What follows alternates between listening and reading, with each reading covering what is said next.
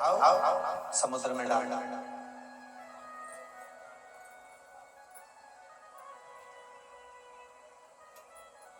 उठाकर इसको समुद्र के अंदर डाल दीजिए। ठीक। पार्वती जी ने कहा, प्रभु आप कैसी बात करते हो?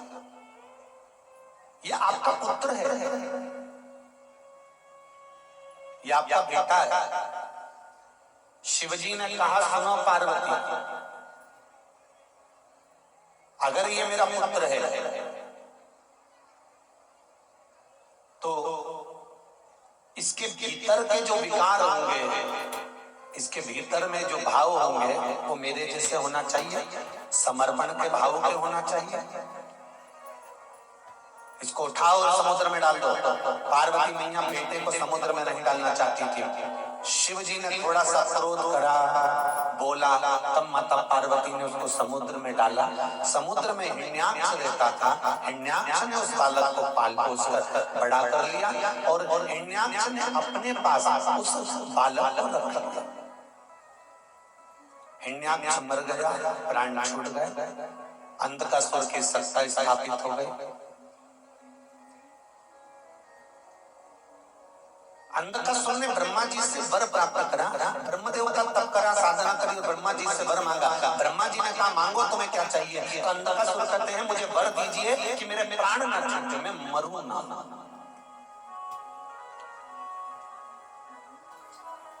संसार सागर में जितने भी जन्म लेते हैं ना, ये पूरे इसी विचार में रहते हैं कि हम यहाँ पर परमानेंट रहने आए।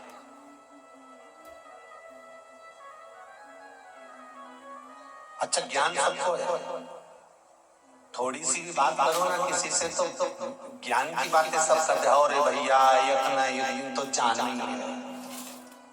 अब बताओ, महाराज जी से ज्यादा ज्ञान तो संसार के हर व्यक्ति को, कि उसको ये मालूम है कि एक ना एक दिन जाना।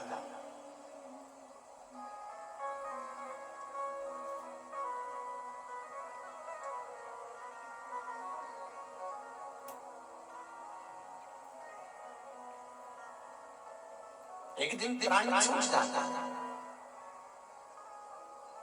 महाराज, जितने रिश्तेदार हैं, जितने नातेदार हैं, जितने कुटुंबी हैं, जितने कबीले वाले हैं,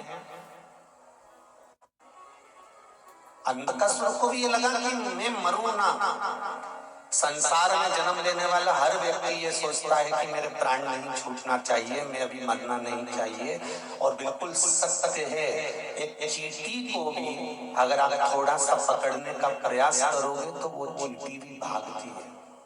एक चींटे को भी पकड़ने का प्रयास करोगे तो वो चींटा भी भागता है। एक झिंगुर, एक खटमल, एक माथे में रहने वाला जूं, उसको भी पकड़ने का प्रयास करोगे तो वो भी भागता है।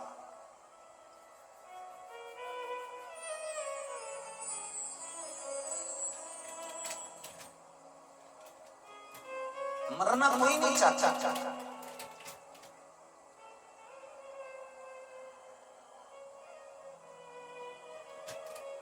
परमात्मा ने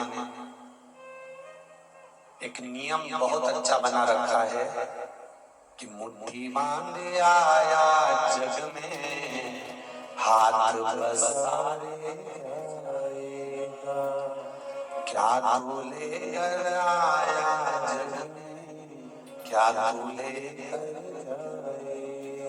इस कहावत में कहा गया कि क्या तू लेकर आया, क्या तू लेकर जाएगा, मुट्ठी बांधे आया और हाथ पसारे जाएगा। और शिव महापुराण की कथा कहती है कि तुम जितने लोग शिव महापुराण की कथा सुन रहे हो, जितने आस्था चैनल पर सुन रहे हो, जितने फेसबुक यूट्यूब पर सुन रहे हो, जितने आज गंगा दशहरे के पावन अवसर पर शिव महापुराण की कथा इस पंडाल में सुन रहे हो, एक बात याद रखना, कि मुट्ठी बांधे आए, पर ये पक्का है कि तुम खाली हाथ नहीं जाओगे।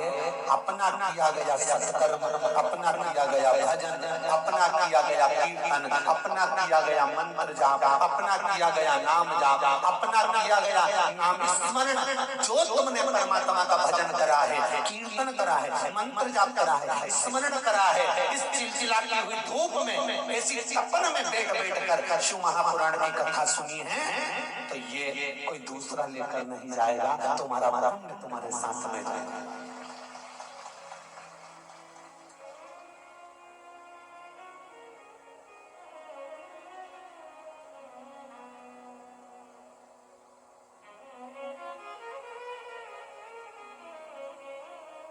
तुम्हारा पुण्य तुम्हारे साथ जाने वाला है, कोई तुम खाली हाथ नहीं जाने वाले हो।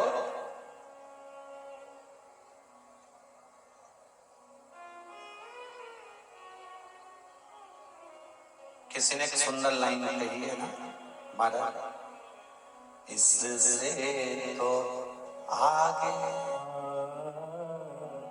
इससे तो आगे भजन नहीं है साथी, हरि के भजन बिन अकेला रहेगा, हरि मंदिरों दिन का मेला रहेगा, कायम जगेगा झमेला रहेगा,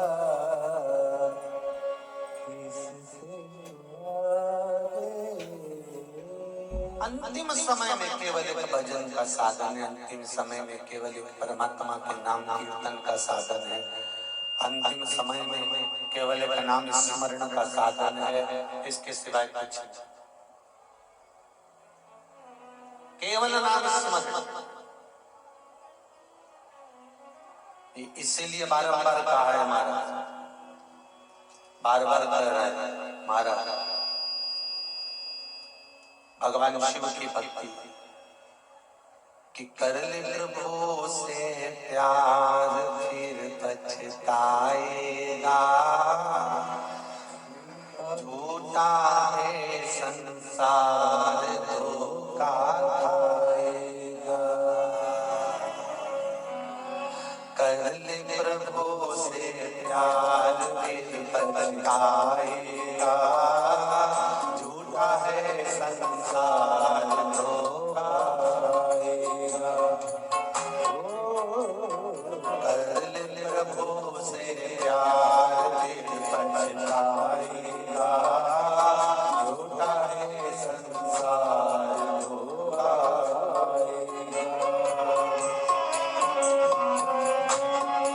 खाएगा।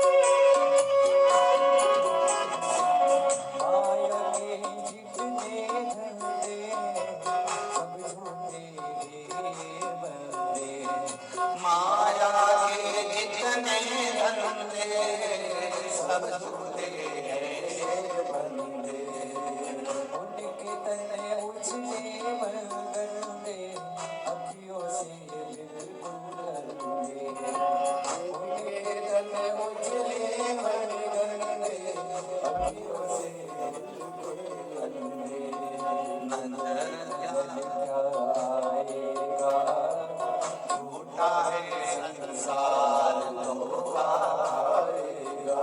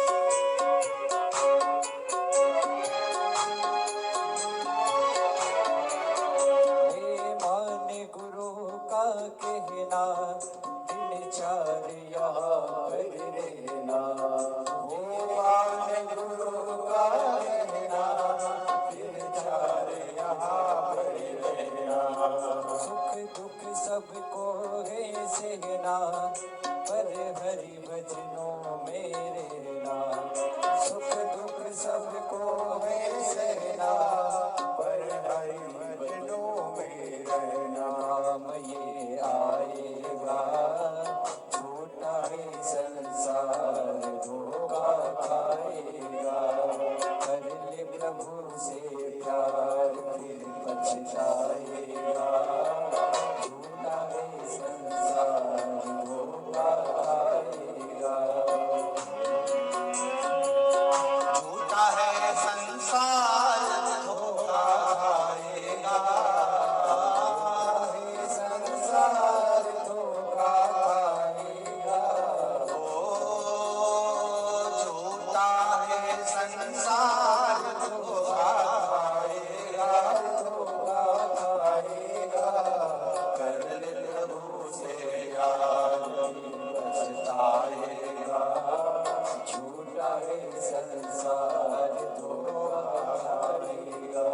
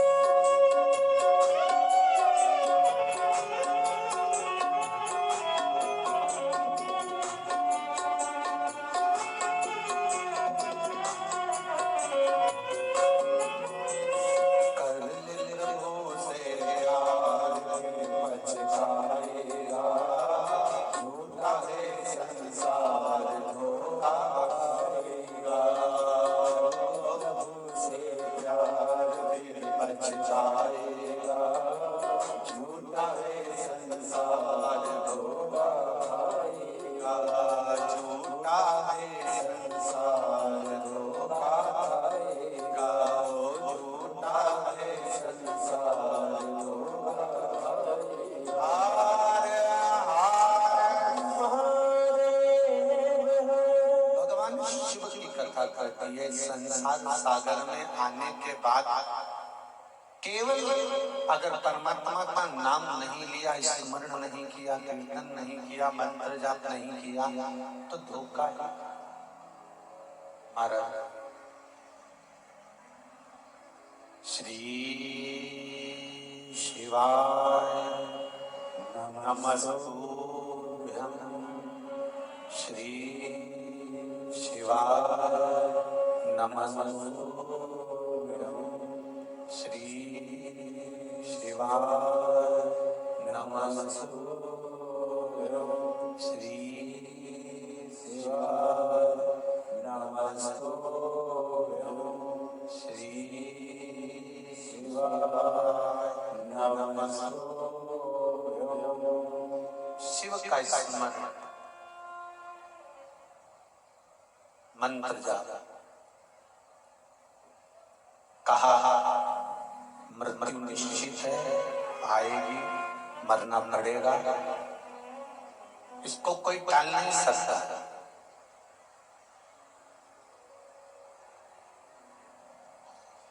और सुन लो, जितने लोग कथा श्रवण कर रहे हैं, चाहे सागर में बैठकर सुन रहे हो, चाहे टीवी के सामने सुन रहे हो, चाहे मोबाइल पर सुन रहे हो, सब ध्यान लगाकर सुन लो कि मृत्यु निश्चित है, जाना पड़ेगा।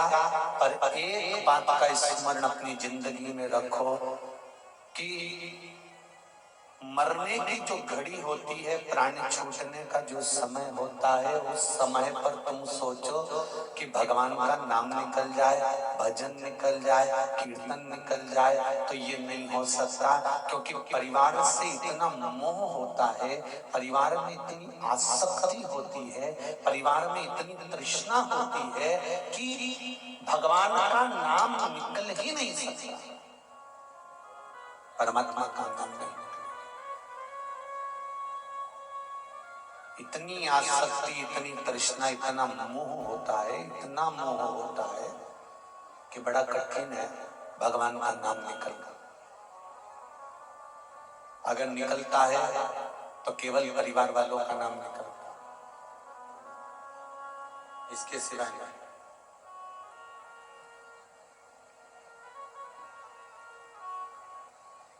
तो क्या करना है? जितने गांव के लोग बैठे होंगे वो एक बात जानते होंगे, पानी गिरने से पहले गांव का व्यक्ति अनाज कोठी में भर के रख लेता है। बोलो सही है कि गलत है? अरे बोलो जरा जम के बोलो। गांव का व्यक्ति अनाज कोठी में भर कर रख लेता है। बुजुर्ग पहले की माताएं कहती थी अब 4 महीना पानी वानी गिरेगा, कुछ सुखा नहीं पाएंगे, इसलिए मिर्ची लाकर सुखाकर, धनिया लाकर सुखाकर, फिर कुछ सामान लाकर सुखाकर, पिसवाकर, डब्बों में भरकर, पॉलीथीन पन्नी लगाकर, उसका ढक्कन मक्कन पेट करके बुजुर्ग माताएं पहले के समय की गांव का व्यक्ति उसको संभाल कर रख देता। इनसे ये सीख लो कि बारिश आएगी तब अनाज संभाल नहीं पाओगे, इसलिए बारिश से पहले अनाज को संभाल। बारिश आए उससे पहले अनाज को संभाल लो। यीशु महापुराण की कथा कहती है मृत्यु आए उससे पहले इस आत्मा को संभाल कर परमात्मा को निछावर। शिव पुराण संभाल नहीं पाओगे।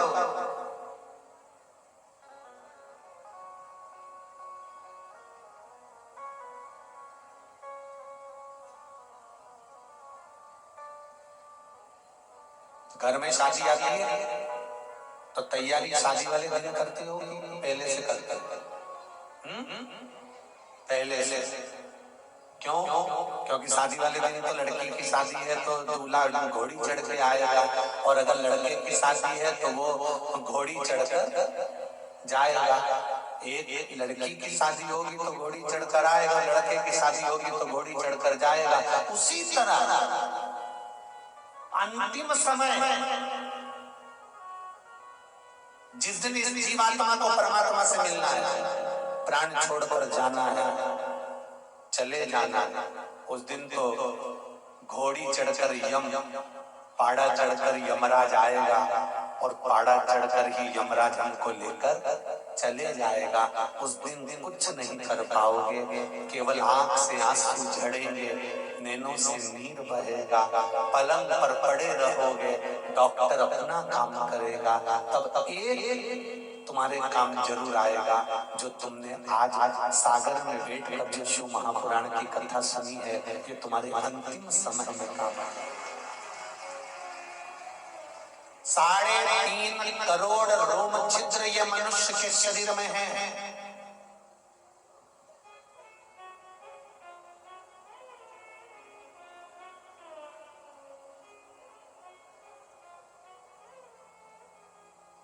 एक रोम छिद्र चाहता है कि आप भगवान का भजन करें। एक कथा पहले कही, आज फिर कह रहा है।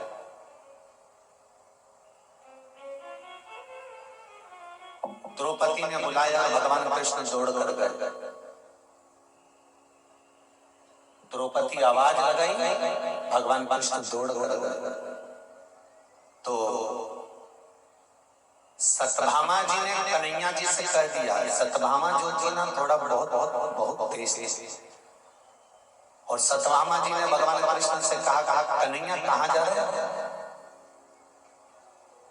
आज मेरा ठाकुर इतनी जल्दी जल्दी कहाँ जा रहा है?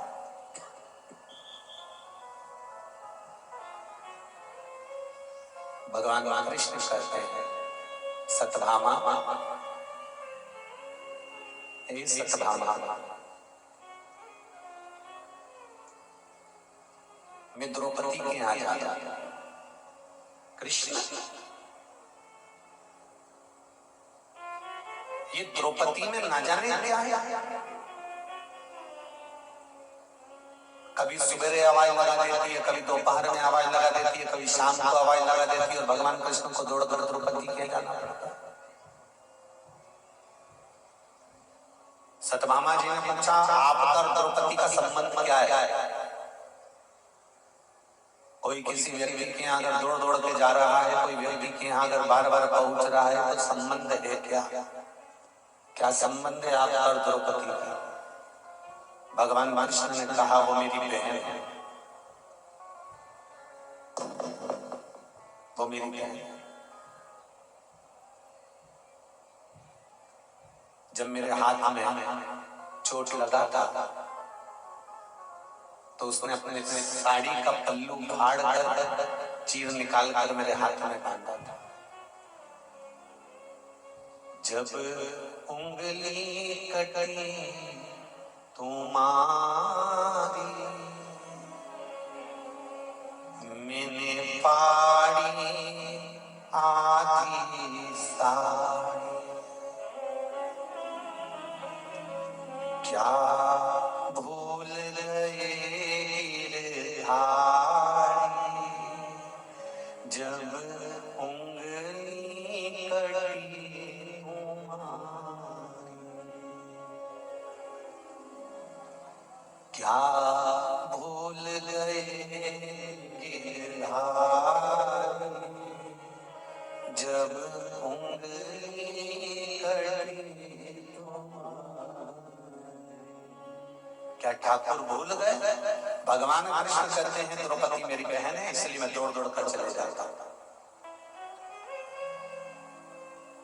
सतभामा ने बुद्धि लगाई। बहुत ध्यान देना इस संवाद पर। ओम शिव महापुराण कथा का ये छोटा सा संवाद अपनी जिंदगी में उतार कर रखना। द्रौपदी ने बुद्धि लगाई। शिव महापुराण की कथा कहती है शंकर के मंदिर में जाना तो बुद्धि मत लगाना, भक्ति लगाओ। बुद्धि से शिव नहीं मिलेगा पर भक्ति से शिव मिल जाएगा।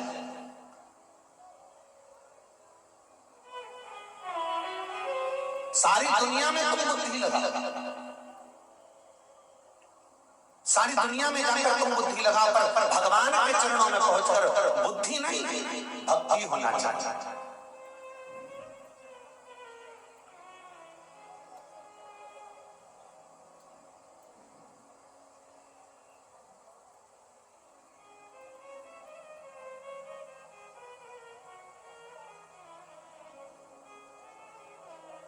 एक व्यक्ति ने प्रश्न किया था गुरुजी,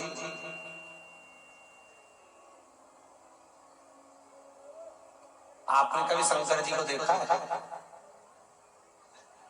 सागर के लोग बहुत प्रश्न करते हैं, ढेर सारे ये सब लिखे पड़े बैठे हैं और इधर भरे हैं।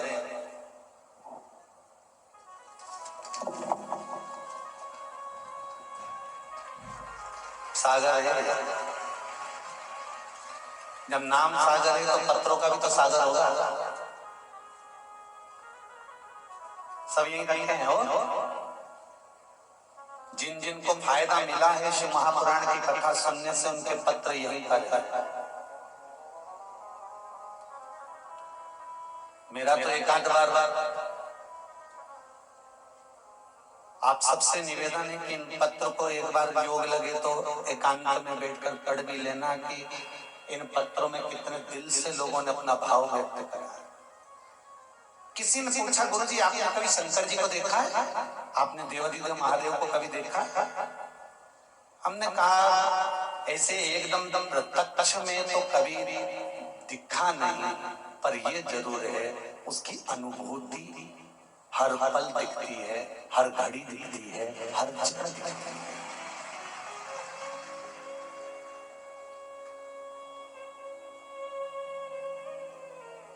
फिर आपने कैसे कह दिया कि भगवान को पुकारो तो भगवान आ जाता है, भगवान को बुलाओ तो भगवान आ जाता है? फिर आप कैसे कह सकते? तो हमने कहा हमारा वेद और पुराण, हमारा शास्त्र कहता है।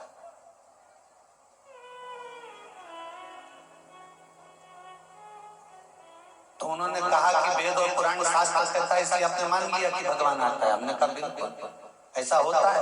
हमने कहा मानने से नहीं होता। तो तुम्हारा जब जन्म हुआ था, तुम पैदा हुए थे, तो तुम पैदा हुए बच्चे को बताया गया था कि तुम्हारे बाप यही है, तो तुमने उसको बाप माना कि नहीं माना? तुमको बताया गया था कि तुम्हारे बाप ये हैं, तुम्हारे पिता ये हैं, तो तुमने उसको पिता माना। तुम्हें बताया गया जन्म के बाद तुम्हारी माँ ये है, तो तुमने उसको माँ माना। तुम्हारे जन्म के बाद बताया गया तुम्हारे दादाजी ये हैं, तो तुमने उसको दादा माना। तुम्हें बताया गया तुम्हारे जन्म के बाद तुम्हारी दादी ये है, तो दादी माना गया। तुम्हारे जन्म के बाद बताया गया तुम्हारी बहन ये है, तुमने बहन मान लिया। तुम्हारे जन्म के बाद बताया गया तुम्हारा भाई है, तो तुमने उसको भाई मान लिया। तो हमारे वेद और पुराण शास्त्र बताते हैं कि परमात्मा है और पापा है, क्यों ना माना? हमारा वेद और पुराण, हमारा शास्त्र, हमारे ऋषिवर बताते हैं कि परमात्मा है, मिलेगा, आएगा, हर पल मिलता है, हर पल। जरा विचार करिए, एक छोटा सा अगर उसका मिलन नहीं होता तो आज ये पंडित प्रदीप मिश्रा तुम्हारे बीच में नहीं होता, नीलकंठ में कब का चला गया होता। हरिद्वार में जब कथा हुई, एक्सीडेंट हुआ, सारी गाड़ी उल्टा पुल्टा हो गई, खाई में जाकर गिरती, तो बचाने वाला कौन था? ये पत्र लिखा है बहन ने, देखो पत्र कितना सुंदर है, उसको समझिए।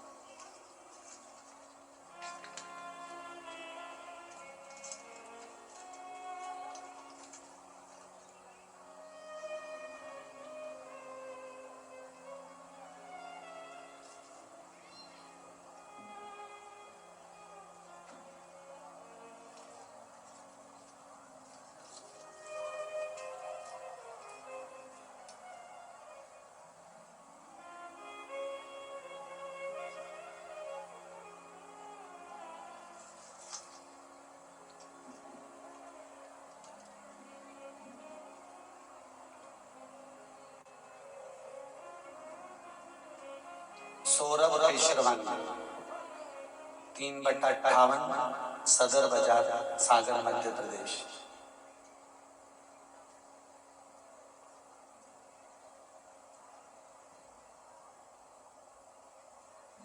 कहीं बैठे हैं? बैठे हो तो हाथ जरूर हिलाइएगा। लिखा है, गुरुजी इस महा शिव शक्ति के दूसरे दिन 3 साल की बच्ची की तबीयत अचानक से खराब हो गई। हम सब लोग उसको हॉस्पिटल लेकर गए। डॉक्टरों की टीम ने जब बच्ची को चेक किया तब पता चला कि बच्ची को फिट की बीमारी हो गई, बोलने में भी दिक्कत होने लगी। फिर हमने महामृत्युंजय जाप करवाया, श्री शिवाय नमस्तुभ्यं का जाप करना प्रारंभ किया गया। और दूसरी बात, जल पिलाने के बाद उसकी फिर जांच कराने के लिए हम डॉक्टर के पास लेकर गए। तब उसका जब सीटी स्कैन हुआ तब रिपोर्ट नॉर्मल आई, बच्ची को कुछ भी नहीं था। ये पत्र है, एक पत्र और देखिए, बड़ा सा पत्र, सभी बहुत सुंदर आए हैं।